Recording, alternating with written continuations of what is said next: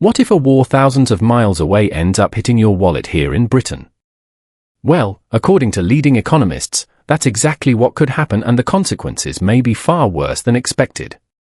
A new warning suggests that the conflict in Iran could push up to 200,000 more UK households into poverty, adding pressure to millions already struggling to make ends meet.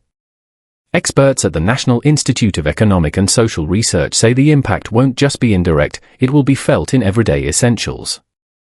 We're talking about higher energy bills, rising petrol prices, and increasing food costs, all combining to squeeze household budgets even tighter.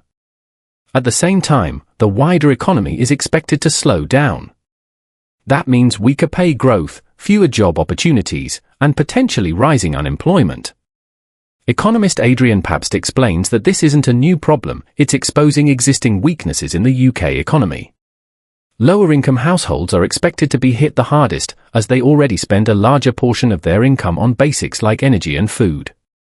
Right now, around 5 million households in the UK are already living on less than £1,500 a month after housing costs.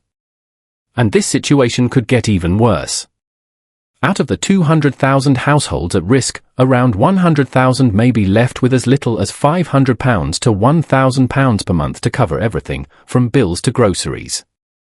Inflation is already rising, hitting 3.3% in March, and economists believe it could climb above 4%, even if the conflict is resolved quickly.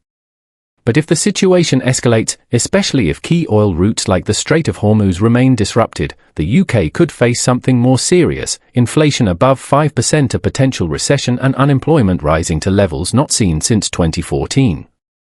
To soften the blow, economists are suggesting targeted government support. One proposal includes a £10 per week increase to universal credit for 6 months, similar to the temporary uplift during the pandemic. However, that would come at a cost of around £2 billion to taxpayers. And here's the worrying part: this isn't just a short-term issue.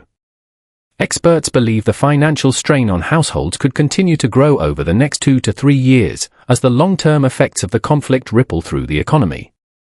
Even before the war, living costs were already rising faster than incomes. So the question is, how prepared is the UK to handle another cost of living shock? And more importantly, who will feel it the most? Let me know your thoughts in the comments, and don't forget to subscribe for more updates on stories that directly impact life here in the UK.